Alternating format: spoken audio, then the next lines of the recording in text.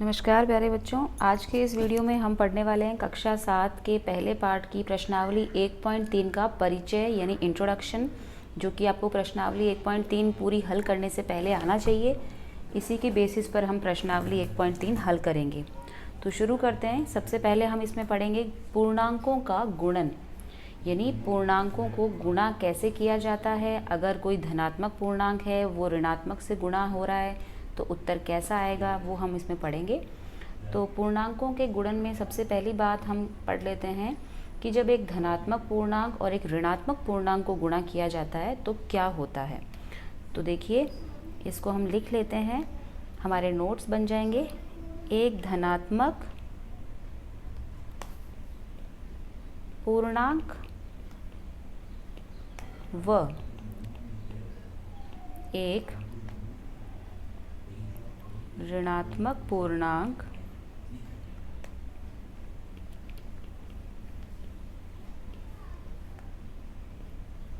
का गुणन। सबसे पहला हम पढ़ते हैं एक धनात्मक पूर्णांक व एक ऋणात्मक पूर्णांक का गुणन। तो देखिए, सबसे पहली बात जो गुणन प्रक्रिया है, गुणा है, गुणन जिसका चिन्ह हम लिखते हैं ऐसा गुणा करते हैं।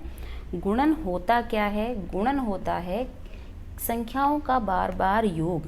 कोई भी संख्या है, संख्याओं का रिपीटेड एडिशन, संख्याओं का बार बार योग जो होता है वही गुणन कहलाता है। संख्याओं का बार बार योग, यही होता है गुणन। गुणन या मल्टीप्लिकेशन क्या होता है? संख्याओं का बार बार योग करना, संख्याओं को बार बार जोड़ना, रिपीटेड एडिशन। जैसे मैंने संख्या लिखी 5 + 5 + 5, तो यहाँ पे एक और बार 5, 4 बार मैंने 5 को जोड़ा। अगर मुझे इसको शॉर्ट फॉर्म में लिखना है, गुणा के रूप में लिखना है, तो मैं क्या लिख दूँगी?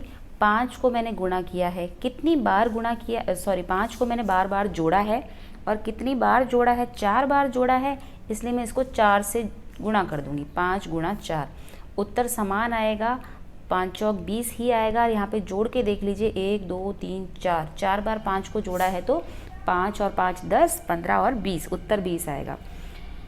इसी प्रकार अगर मैं इसी संख्या में मेरे ऋणात्मक संख्याएं हैं, -5 प्लस -5 प्लस -5 प्लस -5, इस तरह से 4 बार जो है -5 की संख्याएं जो है आपस में जुड़ रही है, तो इसको भी मैं किस तरह लिख दूंगी? -5 जुड़ रही है, कितनी बार आपस में, कितनी बार जुड़ रही है? 4 बार। तो इसको हम गुणा कर देंगे। देखिए, एक संख्या के आगे माइनस का चिन्ह है, तो माइनस का चिन्ह ऐसे कैसे आ जाएगा? 5 × 4 = 20, उत्तर आ गया -20। तो ये आपको समझ आ चुका होगा। एक और उदाहरण ले लेते हैं। जैसे मैं कर रही हूँ -4 प्लस -4 प्लस -4 प्लस -4 प्लस -4। तो देखिए, मैंने -4 को कितनी बार जोड़ा है आपस में? 1 2 3 4 और 5 बार जोड़ा है। तो इसको मैं गुणन के रूप में अगर लिखना चाहूँ तो कैसे लिख दूँगी? -4 को मैं किससे गुणा कर दूँ? क्योंकि -4 जुड़ रहा है बार बार, और कितनी बार जुड़ा है? 5 बार जुड़ा है। तो देखो, एक संख्या करके माइनस है, तो एक माइनस को मैंने वापस आगे लिख दिया, 5 × 4 = 20, ये -20 उत्तर आ गया। तो यहाँ पे मैंने क्या किया है? दोनों गुणन वाली संख्याओं को बार बार जोड़ा है, और उसी को मैंने गुणा के रूप में लिख दिया है कि जिस संख्या का बार बार गुणन हो रहा है वो संख्या मैंने एक बार लिख दी, और कितनी बार गुणा हुआ है उससे उसको मैंने गुणा कर दिया। तो ये हो गया हमारा गुणन। अब देखिए, अभी जब हमने गुणा करा तो हमने देखा कि यहाँ देखिए, हमने जब गुणा करा है तो यहाँ पे क्या है? एक संख्या ऋणात्मक है और एक संख्या धनात्मक। यहाँ पे अगर -4 × मैं 5 की बात करती हूँ तो यहाँ पे 4 यानी एक संख्या है ऋणात्मक और एक संख्या 5 के आगे कोई चिन्ह नहीं है। जब कोई चिन्ह नहीं होता तो मतलब वो संख्या कैसी है? धनात्मक है। ठीक है, तो इसी को मैं एक और उदाहरण से समझा देती हूँ आपको। क्या बात कर रही हूँ मैं कि दोनों संख्याओं में गुणा करते समय अगर दोनों संख्याओं में से एक संख्या ऋणात्मक है, दोनों संख्याओं में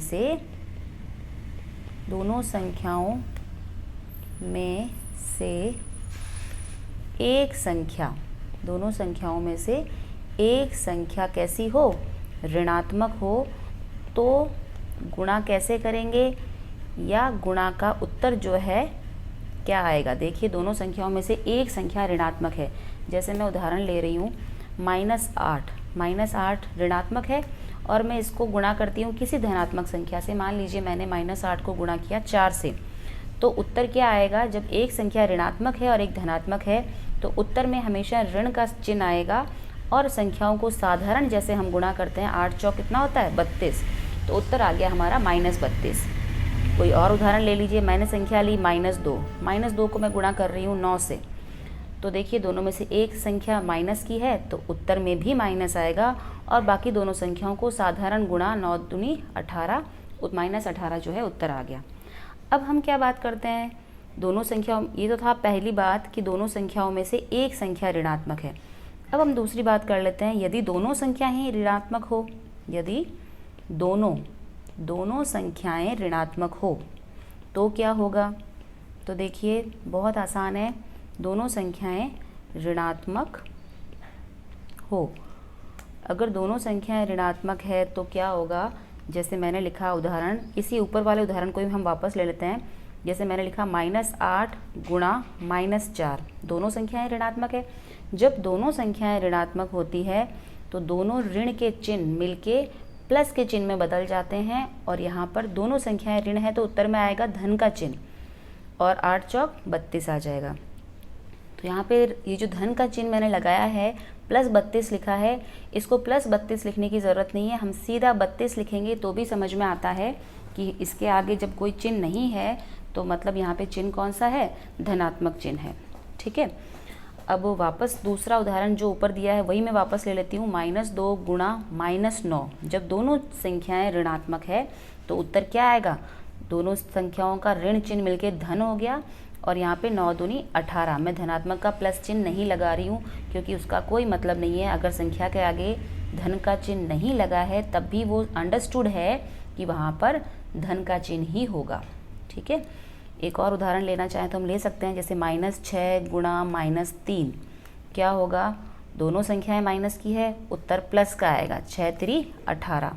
ठीक है, तो ये हमने बात कर ली दोनों संख्याओं के बारे में। अगर दोनों संख्याएं ऋणात्मक है तो उत्तर क्या आएगा, और दोनों ऋणात्मक है तो क्या उत्तर आएगा। तो जो हमने अभी ये पढ़ा था कि दोनों में से अगर एक संख्या ऋणात्मक है, इसको अगर मैं a और b के रूप में लिखना चाहूँ, किसी भी संख्या, कोई भी दो पूर्णांक, मान लीजिए एक पूर्णांक a है और दूसरा पूर्णांक है -b, ठीक है, या पहला पूर्णांक है -a और दूसरा है b, तो उत्तर क्या आएगा, a और b को हम ब्रैकेट में लिख देंगे और ब्रैकेट के बाहर हम माइनस का चिन्ह लगा देंगे।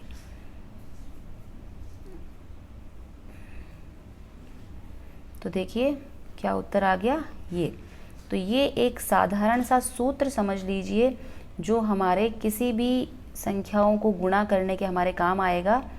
क्या सूत्र बताया मैंने, अगर कोई संख्या a एक ऋणात्मक है और b दूसरी संख्या, एक संख्या धनात्मक और एक ऋणात्मक है, तो उत्तर में हम a गुणा b करके ब्रैकेट के बाहर यानी संख्या के गुणन के आगे हम ऋण का चिन्ह लगा देंगे। और दोनों संख्याएं ही ऋणात्मक है तो हम क्या सूत्र देख रहे हैं यहाँ पर, -a एक पूर्णांक है, दूसरा पूर्णांक है -b, इन दोनों को जब हम गुणा करेंगे तो हमारा उत्तर क्या आएगा, माइनस और माइनस प्लस हो जाएगा, उत्तर आएगा हमारा ab।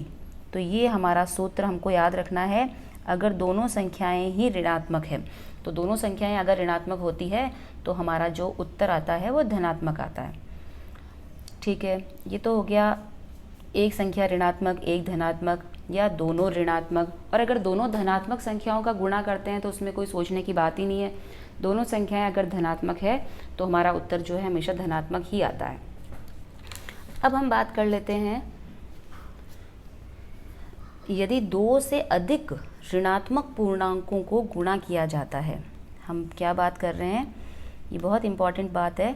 अगर यदि दो से अधिक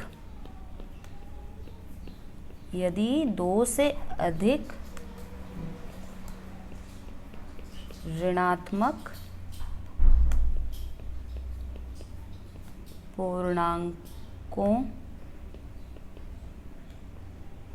का गुणन, यानी अगर दो से ज़्यादा ऋणात्मक पूर्णांक है, माइनस वाली संख्याएं हैं, उनको कैसे गुणा करेंगे। उदाहरण देखिए, जैसे -2 गुणा -2 गुणा -2, कितनी बार है -2?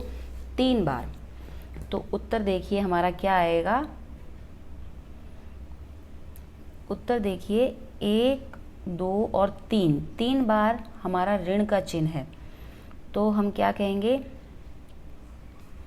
कि ऋणात्मक पूर्णांक वाली संख्याओं, कितनी संख्याएं हैं? 3 है। 3 जो है सम है या विषम है? सम और विषम आप पिछली क्लास में पढ़ चुके हैं। सम और विषम क्या होता है? सम संख्या यानी जो 2 से विभाजित होती है, और विषम संख्या यानी जो 2 से विभाजित नहीं होती। अगर ऋणात्मक संख्याओं की कुल संख्या, जैसे यहाँ पे 3 ऋणात्मक संख्याएं हैं, तो अगर ऋणात्मक संख्याओं की कुल संख्या विषम है तो उत्तर में माइनस का चिन्ह आएगा, और संख्याओं को आपस में गुणा कर दो। 2 दूनी 4 दूनी 8, 8 हो गया।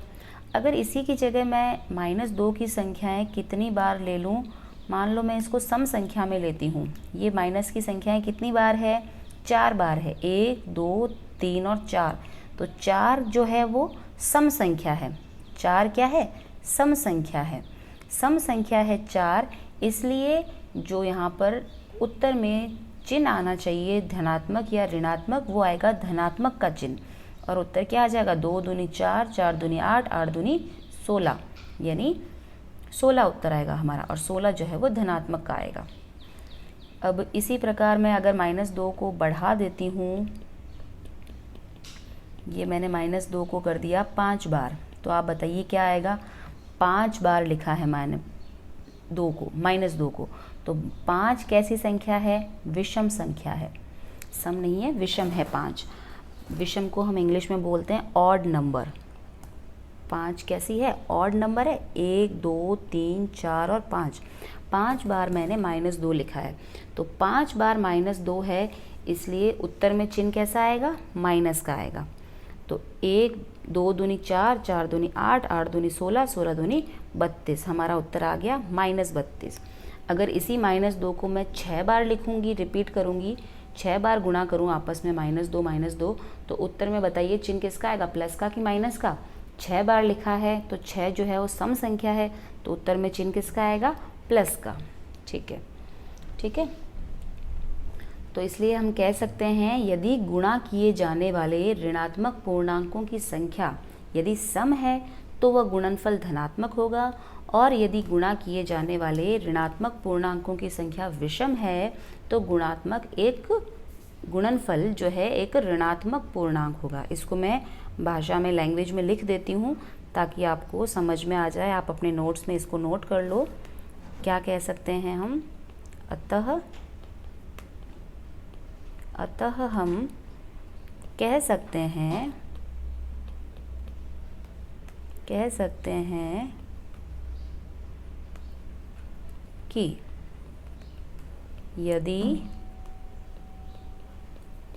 यदि गुणा किए जाने वाले ऋणात्मक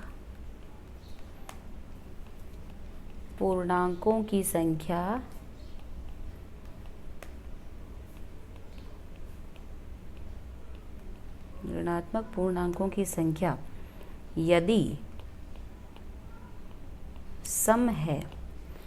सम है तो हमारा जो गुणनफल होगा वो क्या होगा?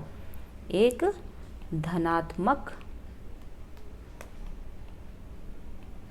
पूर्णांक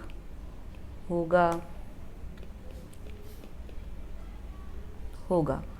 लेकिन यदि गुणा किए जाने वाले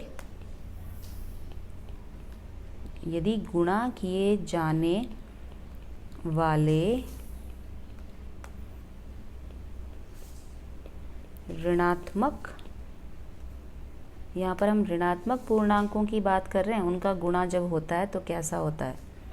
ऋणात्मक पूर्णांकों की संख्या यदि, क्या लिखा मैंने, यदि गुणा किए जाने वाले ऋणात्मक पूर्णांकों की संख्या कैसी हो, विषम हो। सम तो हमें समझ में आ गई, सम होगी तो धनात्मक पूर्णांक आएगा। विषम हो, विषम हो तो गुणनफल कैसा आएगा? गुणनफल एक कैसा पूर्णांक होगा? ऋणात्मक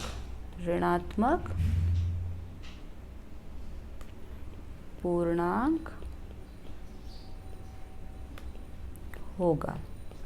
ये बात आपको याद रखनी है, बहुत इम्पॉर्टेंट है। सभी गुणा में आपके ये जो मैंने यहाँ पे लिख के दिया है आपको, ये काम आएगा। तो इसको अच्छे से याद रखिएगा कि अगर गुणा किए जाने वाली ऋणात्मक पूर्णांकों की संख्या सम है, सम यानी 2, 4, 6, 8, 10 इस तरह की संख्याएं अगर सम है तो वो क्या होगा? उत्तर जो है वो धनात्मक पूर्णांक होगा। और यदि गुणा किए जाने वाले ऋणात्मक पूर्णांकों की संख्या विषम है, विषम मतलब जैसे 1, 3, 5, 7, 9, 11, 13 इस तरह की है, तो गुणनफल जो है वो कैसा होगा? ऋणात्मक पूर्णांक होगा। ठीक है, इसके बाद हम पढ़ते हैं पूर्णांकों के गुणन के गुण। जो पूर्णांक है उनको हम गुणा अगर कर रहे हैं तो पूर्णांकों के गुणन के गुण, पूर्णांकों के गुणन के गुण। पूर्णांकों के गुणन के गुण में सबसे पहला गुण पढ़ते हैं हम, गुणन के अंतर्गत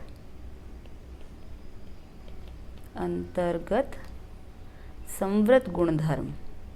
संवृत गुणधर्म क्या होता है कि यदि दो पूर्णांकों को गुणा किया जा रहा है और उत्तर जो है वो भी एक पूर्णांक ही आता है तो हम कह देते हैं कि वो संवृत है, और अगर पूर्णांक नहीं आता है तो हम कहते हैं वो संवृत नहीं है।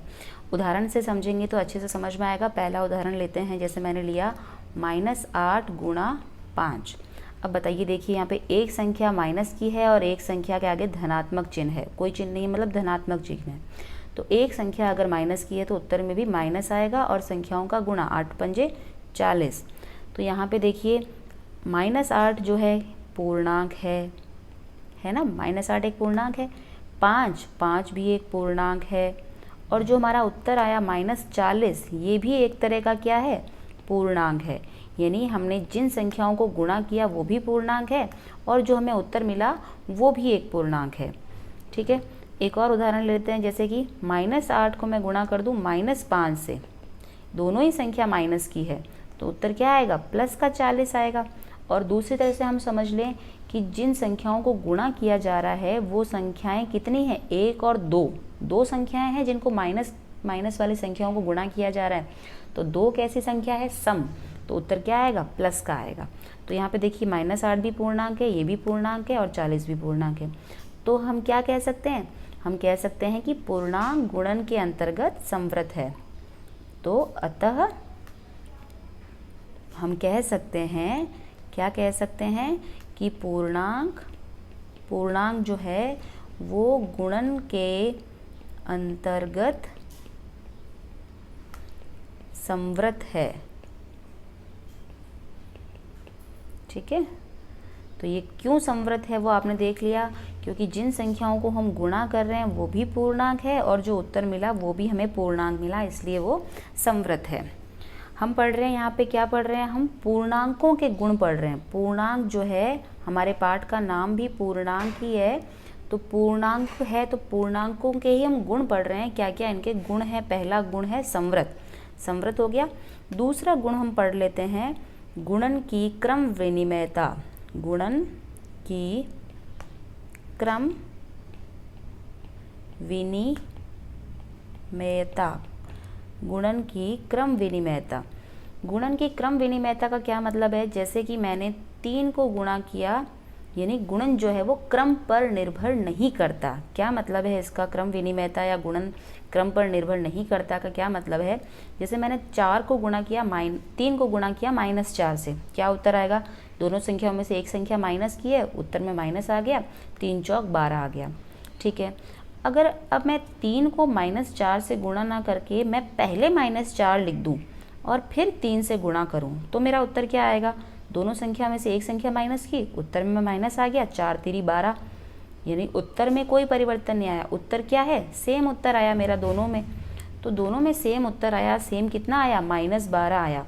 यानी गुणन करते समय अगर मैं पहले a को b से, यानी मैं a को b से गुणा करूं या मैं b को a से, यानी मैं a को b से गुणा करूं या b को a से उत्तर करूं, b को a से गुणा करूं, उत्तर मेरा क्या आएगा? दोनों ही सिचुएशन में मेरा उत्तर जो है वो सेम आने वाला है। उत्तर में कोई फ़र्क नहीं पड़ता कि मैं संख्याओं को किस क्रम में लिख रही हूँ। संख्याओं का क्रम जो है यहाँ पर फ़र्क नहीं पटकता, इसलिए हम कह सकते हैं कि पूर्णांकों के अंदर गुणन की क्रम विनिमयता होती है। और ये हमको यहाँ पे देखने को मिल रहा है, a गुणा b करो या b गुणा a करो, उत्तर जो है हमेशा समान आएगा, सेम आएगा। अगली हम पढ़ लेते हैं, अगला हम टॉपिक पढ़ते हैं इसी के अंदर, शून्य से गुणन। शून्य यानी 0, शून्य से गुणन यानी मल्टीप्लिकेशन। अगर किसी पूर्णांक को शून्य से गुणा किया जाता है तो क्या होता है? जैसे मैंने किसी भी पूर्णांक -3 को शून्य यानी 0 से गुणा किया तो क्या उत्तर आएगा? 0 आएगा। या 0 को -3 से किया तो भी क्या आएगा? 0 आएगा। तो इसके लिए हम क्या लिख सकते हैं? इसके लिए लिख सकते हैं, जब किसी भी पूर्णांक को या जब किसी भी, ये तो हमें पता ही है कि हम 0 से किसी भी संख्या को गुणा करते हैं तो उत्तर क्या आता है? 0 आता है। तो जब किसी भी संख्या को शून्य यानी 0, शून्य से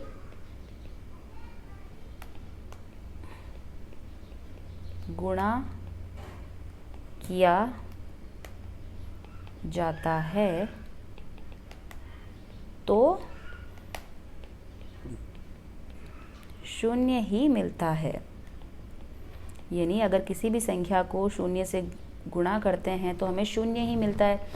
तो पूर्णांकों के लिए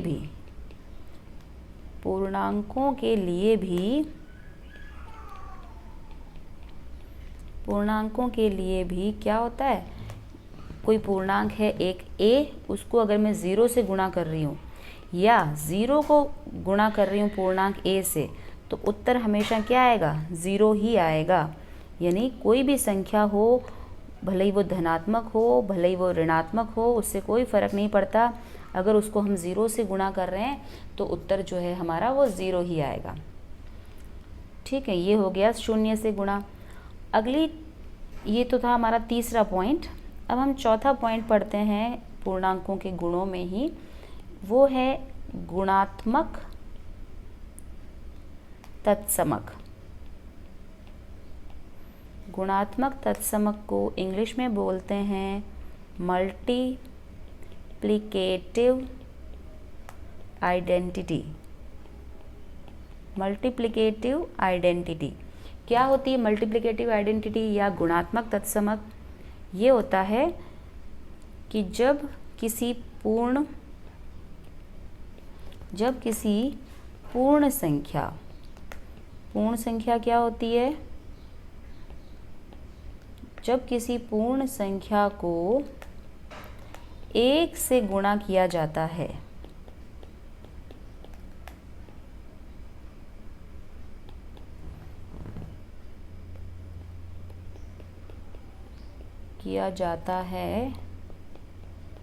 तो हमें क्या प्राप्त होता है? तो हमें वही पूर्ण संख्या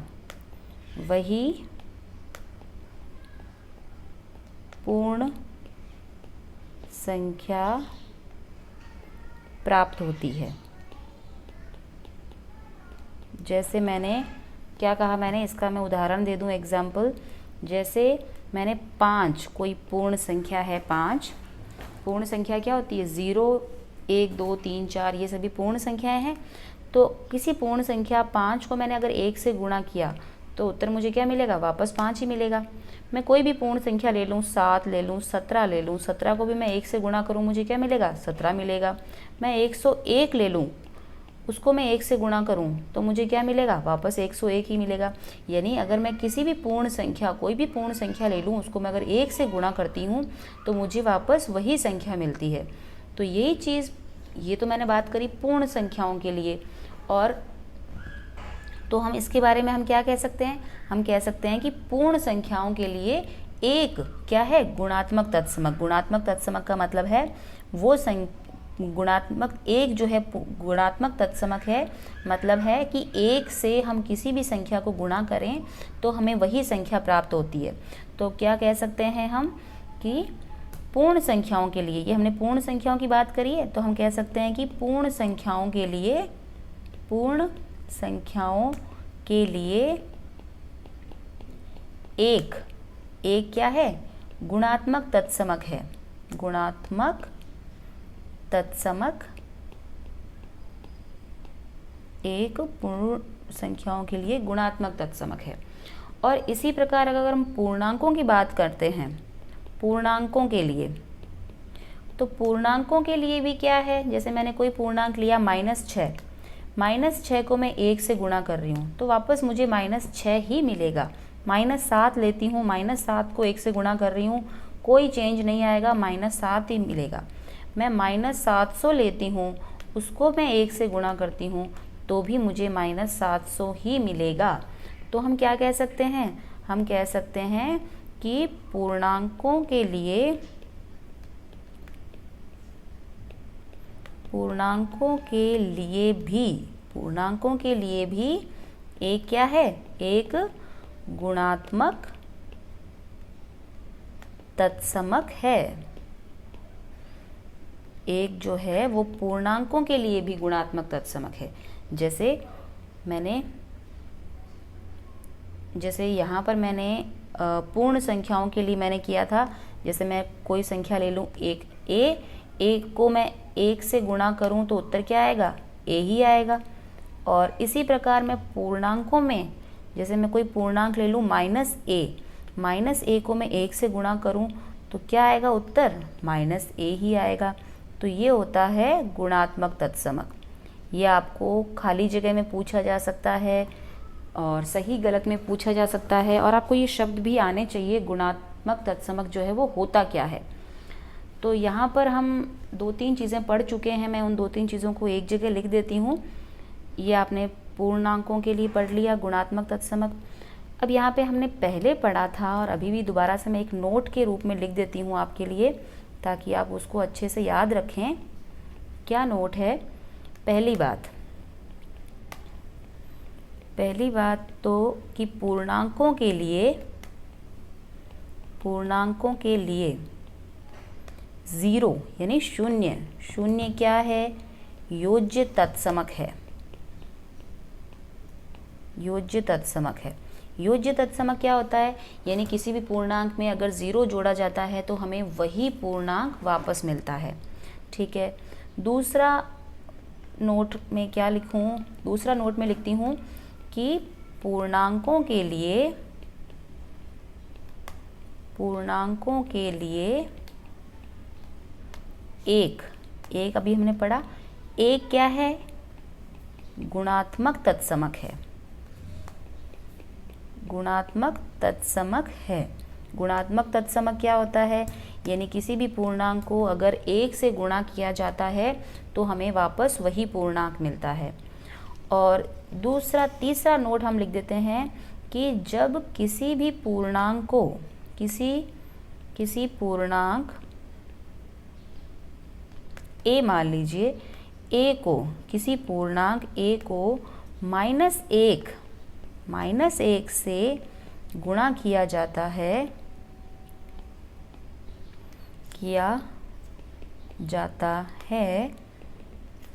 तो हमें क्या प्राप्त होता है, तो हमें उस पूर्णांक का उस पूर्णांक का योज्य प्रतिलोम, एक नया शब्द आया है आपके, योज्य प्रतिलोम, योज्य प्रतिलोम प्राप्त होता है। ये योज्य प्रतिलोम आपके लिए नया है, बाकी योज्य तत्समक आप पढ़ चुके हैं, गुणात्मक तत्समक पढ़ चुके हैं।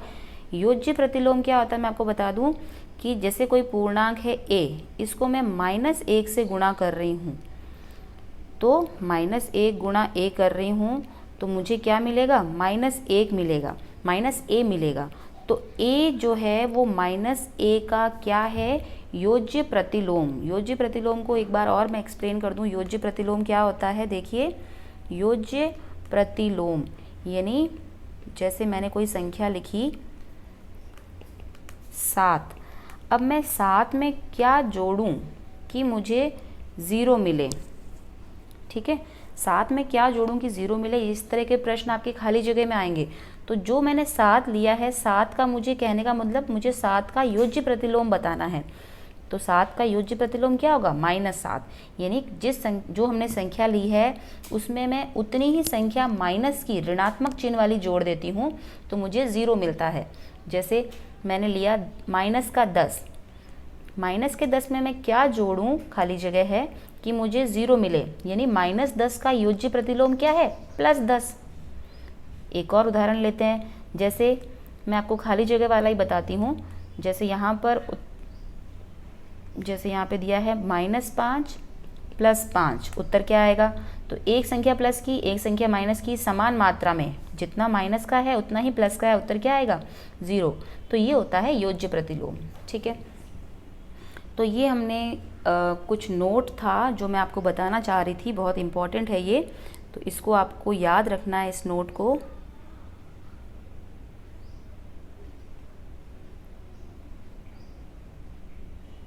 तो ये जो मैंने ब्रैकेट आपके लिए बनाया है, इसको अच्छे से आप याद रखेंगे। योज्य प्रतिलोम क्या होता है, योज्य प्रतिलोम क्या होता है, योज्य तत्समक क्या होता है, गुणात्मक तत्समक क्या होता है। तो ये तीनों बातें आपको याद रखनी है, आपको खाली जगह में और आगे की प्रश्नावली हल करने में ये सारी बातें बहुत काम आने वाली है।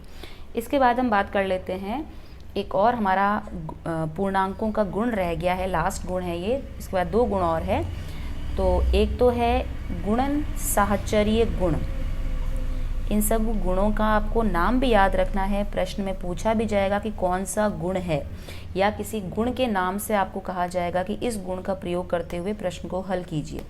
जैसे मेरे पास में 3 संख्याएं मान लीजिए, एक है -3, -2 और 5। ये 3 संख्याएं हैं, इन तीनों संख्याओं को मैं गुणा करूंगी अभी। तो गुणा करने का मेरा तरीका देखिए, अगर मैं पहले -3 और -2 को एक साथ गुणा करती हूँ, इनको मैं एक बड़े ब्रैकेट में रखती हूँ, यानी पहले मुझे इन दोनों को गुणा करना है और फिर जो उत्तर आता है उसको मुझे 5 से गुणा करना है। एक तो मैं ये करती हूँ, और दूसरा मैं करती हूँ कि जैसे मैंने यहाँ पे 5 को अकेला छोड़ दिया है, इस तरह से एक दूसरी तरह से मैं गुणा करती हूँ। सेम संख्याओं को मैं पहले -3 को अकेला छोड़ देती हूँ और फिर मैं बाकी बची दोनों संख्याओं को आपस में गुणा करती हूँ। जैसे -2 को मैंने गुणा किया 5 से, ठीक है। अब हम दोनों का गुणा करके और आंसर निकालते हैं, हल क्या आता है हमारा। तो देखिए, पहले बड़े ब्रैकेट के अंदर क्या है, -3 गुणा -2, मुझे -3 को -2 से गुणा करना है। तो अभी हमने ऊपर समझा था कि जब 2 पूर्णांक दोनों ही ऋणात्मक है तो हमारा उत्तर क्या आएगा, धनात्मक पूर्णांक आएगा। तो यानी माइनस माइनस का चिन्ह मिलके तो प्लस का हो जाएगा और 3 दूनी 6 हो जाएगा। ये तो इस बड़े ब्रैकेट को हल किया मैंने, और यहाँ पर है 5, तो 6 पंजे कितना आ गया, 30 उत्तर आया। अब यहाँ पे हम इस दूसरे वाले ब्रैकेट को यहाँ पे हल करते हैं। ये -3 तो ऐसा कैसा लिख दूँ मैं, ब्रैकेट। अब यहाँ पे इस ब्रैकेट को हल करती हूँ मैं। एक संख्या तो है माइनस की, -2, और एक संख्या है 5 जो है प्लस की। तो दोनों में से अगर एक संख्या माइनस की है तो उत्तर आएगा माइनस, और 5 दूनी 10, ये उत्तर आया। अब मुझे क्या करना है, -3 गुणा -10, ये करना है। तो अब देखिए, -3 गुणा -10 यानी एक संख्या ऋणात्मक है और एक दोनों ही ऋणात्मक है, सॉरी दोनों संख्याएं क्या है, ऋणात्मक है। तो उत्तर क्या आएगा, धनात्मक का, और 3 को 10 से गुणा करेंगे तो आएगा 30। तो धनात्मक है इसलिए 30 के आगे प्लस लगाने की ज़रूरत नहीं है। कहने का मतलब हमारा दोनों का उत्तर क्या आ रहा है, सेम उत्तर आ रहा है। ये भी 30 आ रहा है, ये भी 30 आ रहा है। तो यही जो है, यही गुण जो है गुणन साहचर्य गुण कहलाता है। गुणन साहचर्य गुण क्या कहता है कि अगर कुछ गुणन संख्याएं हैं हमारे पास जिनको हम गुणा कर रहे हैं और उनको हम किसी भी क्रम में गुणा कर रहे हैं, भले ही पहले हम दो संख्याओं को अलग गुणा कर रहे हैं, उसमें तीसरी संख्या का गुणा कर रहे हैं, या पहले हम एक संख्या को अलग रख दे रहे हैं और बाकी की दो संख्याओं को गुणा कर रहे हैं, फिर उन्हें आपस में गुणा कर रहे हैं, तो इस प्रकार करने पर भी हमारा जो उत्तर है वो सेम ही रहता है। इसलिए मैं इसके लिए एक छोटा सा फॉर्मूला है, सूत्र है, वो लिख देती हूँ कि जैसे a गुणा b, इसको हमने एक ब्रैकेट में रखा और गुणा हमने किया c से, तो हमारा उत्तर वही आएगा जो मैं अगर a को अकेला छोड़ दूँ और b गुणा c करूँ, तो हमारा जो उत्तर है वो समान आएगा। तो आपको ये सूत्र याद रख लेना है इसके लिए, ठीक है। तो ये सूत्र a गुणा b, तो ये गुण कौन सा है, आपको गुण का नाम याद रखना है। ये गुण है गुणन साहचर्य गुण, ठीक है। इसके बाद लास्ट टॉपिक इस हमारे परिचय का रह गया है, वो है वितरण गुण। वितरण गुण इंग्लिश में बोलते हैं डिस्ट्रीब्यूशन लॉ। तो वितरण गुण को पहले मैं आपको समझा देती हूँ पूर्ण संख्याओं के लिए, फिर हम समझेंगे पूर्णांकों के लिए। तो पूर्ण संख्या के लिए ये गुण कैसे लागू होता है, उसी प्रकार पूर्णांकों के लिए भी होगा। जैसे मैंने 16 गुणा 10 प्लस 2, ये मेरी 3 पूर्ण संख्याएं हैं। 16 गुणा ब्रैकेट में 10 प्लस 2 है। तो इसको जब मैं हल करूँगी तो मैं इसको कैसे हल करूँगी, हल करने के बहुत सारे तरीके हैं। मैं सीधा 10 प्लस 2 12 कर सकती हूँ और 16 को 12 से गुणा कर सकती हूँ। या मुझे इस गुणा को थोड़ा आसान बनाना है तो मैं क्या करूँगी, पहले मैं ये जो ब्रैकेट है, इस ब्रैकेट के एक एक डिजिट से, एक एक अंक से मैं 16 का गुणा करूँगी। पहले मैं 16 को गुणा करूँगी 10 से, फिर बीच में लगाऊंगी प्लस का चिन्ह, फिर मैं 16 को गुणा करूँगी 2 से। देखिए कैसे, पहले मैंने 16 को गुणा किया, पहले कौन सी संख्या आ रही है 10, पहले 16 को मैंने 10 से गुणा किया, फिर बीच में चिन्ह कौन सा है, प्लस है। अगर माइनस होता तो मैं माइनस लगाती। 16 को अब मैं किससे गुणा कर दूँ, 2 से। अब इसको मैं हल कर देती हूँ। तो 16 को मैंने 10 से गुणा किया, कितना आया 160, प्लस 16 को 2 से किया 32, तो कितना उत्तर आ गया, दोनों को अगर मैं जोड़ देती हूँ तो 192, 192 हमारा उत्तर आता है। तो ये है वितरण गुण पूर्ण संख्याओं के लिए। इसी प्रकार इसी वितरण गुण को मैं पूर्णांकों के लिए भी मैं इसी वितरण गुण की चर्चा करती हूँ, डिस्कस करती हूँ आपके साथ। जैसे मैंने कहा एक पूर्णांक है -2, उसको गुणा करना है मुझे। इसी पूर्णांक -2 को अगर मैं किसी भी ब्रैकेट वाली संख्या से गुणा करूँगी तो वहाँ पे भी क्या होगा, पहले ये पूर्णांक पहली संख्या से गुणा होगा, फिर वहाँ पे जो चिन्ह लगा है, प्लस का चिन्ह है या माइनस का चिन्ह है, वो चिन्ह बीच में आएगा और फिर यही पूर्णांक जो है अगली संख्या से गुणा होगा। तो फिर हम इसी प्रकार इस ब्रैकेट को हल करते हैं। तो करके देखते हैं इसको। जैसे मैंने -3 को मैं गुणा करती हूँ यहाँ पे, जैसे मैंने इसको गुणा किया 3 + 5, इससे गुणा कर रही हूँ। तो देखिए क्या होगा, पहले मैं -2 को गुणा करूँगी किससे, जो पहले पूर्णांक लिखा है 3 से गुणा करूँगी। फिर मैं क्या करूँगी, बीच में प्लस का चिन्ह है, यहाँ पे ये चिन्ह काम आएगा हमारे कि ब्रैकेट के अंदर जो पूर्णांक, अगले पूर्णांक से पहले जो चिन्ह है वो चिन्ह क्या है, प्लस का। अब मुझे क्या करना है, किससे, इसको मैं एक ब्रैकेट में लिख देती हूँ और अगले को मैं अलग ब्रैकेट में लिखती हूँ। फिर से -2 किससे गुणा हो रहा है, 5 से, ठीक है। तो इसको मैं अब हल करती हूँ। -2 का गुणा 3 से, एक संख्या माइनस की है, उत्तर आएगा माइनस का, 2 3 6 आ गया। इसको मैं एक ब्रैकेट में ही लिख देती हूँ ताकि चिन्ह जो है हमारे वो गड़बड़ नहीं हो। फिर -2 का गुणा 5 से, प्लस माइनस एक चिन्ह माइनस का तो माइनस ही आएगा, 2 पंजे 10। अब मैं ब्रैकेट खोल के इसको हल करती हूँ। तो ब्रैकेट खोला तो ये तो -6, यहाँ पे प्लस का चिन्ह और ब्रैकेट के अंदर माइनस का चिन्ह, तो एक चिन्ह प्लस का है और एक चिन्ह माइनस का है, तो चिन्ह दोनों गुणा होते हैं, ऐसी कंडीशन में मैंने आपको पहले बताया है, जब भी एक चिन्ह प्लस का होता है और एक माइनस का होता है तो दोनों चिन्ह गुणा होते हैं, और प्लस और माइनस का चिन्ह गुणा होके आता है माइनस का चिन्ह। तो माइनस का चिन्ह आ गया और ये कितना आ गया -10। तो -6 और -10 कितने आ गए -16। दोनों ही संख्याएं माइनस की है तो क्या हो जाती है, संख्याएं आपस में जुड़ जाती है और चिन्ह जो है अगर दोनों ही माइनस है तो माइनस का आता है। तो ऊपर वाले इस प्रश्न के लिए हम क्या कह सकते हैं, हम कह सकते हैं अतः -2 गुणा 3 + 5 बराबर, इसको अगर मैं, अच्छा ये तो मैंने आपके लिए हल कर दिया है, तो ये हल हो चुका है, इसका उत्तर आ चुका है। तो हम क्या कह सकते हैं कि पूर्णांकों के लिए भी योग पर गुणन का वितरण नियम जो है वो लागू होता है या सत्य है। तो हम कह सकते हैं पूर्णांकों के लिए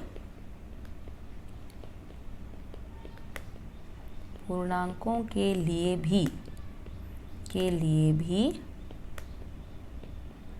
योग पर गुणन का वितरण नियम लागू होता है या सत्य है, लागू होता है। तो इसको मैं वितरण नियम को मैं एक आपको सूत्र के रूप में लिख देती हूँ, A गुणा B + C, ABC के रूप में लिखते हैं। तो उससे हमें क्या सहायता मिलती है, जब भी हमें इसको कभी संख्याओं पर अप्लाई करना होता है, पूर्णांकों पर अप्लाई करना होता है, तो हम उन पूर्णांक को A B C समझ के इस सूत्र में लिख देते हैं और हल कर लेते हैं। तो यहाँ पे गुणा होके A सबसे पहले किससे गुणा होगा, जो B दिख रहा है B से होगा, A गुणा B और C के बीच में कैसा चिन्ह है प्लस का, तो मैं प्लस का चिन्ह लगा दूँ और ये मैं क्या लिख दूँ A गुणा C। इनको मैं अलग अलग ब्रैकेट्स में बंद कर रही हूँ ताकि इनको हल करते समय हमारे काम आए। और इसी प्रकार अगर हमारे पास में A गुणा B + C की जगह B - C है, कोई फ़र्क नहीं पड़ेगा, A गुणा B वैसा का वैसा लिखा जाएगा। यहाँ पे प्लस की जगह मैं क्या लिख दूँगी माइनस, क्योंकि यहाँ पे माइनस है, और ये आ जाएगा A गुणा C। तो ये हमारे जो है कुछ छोटे मोटे सूत्र है जो हमको आगे प्रश्नों को हल करने में काम आएंगे, खाली जगह, सही गलत और जो प्रश्न है उनको हल करने में काम आएंगे। तो ये मैंने आपको प्रश्नावली 1.3 शुरू करने से पहले जो इसका सारा इंट्रोडक्शन था वो मैंने आपको बता दिया है, और इसी सारे इंट्रोडक्शन की हेल्प मिलेगी हमको प्रश्नावली 1.3 को हल करने में।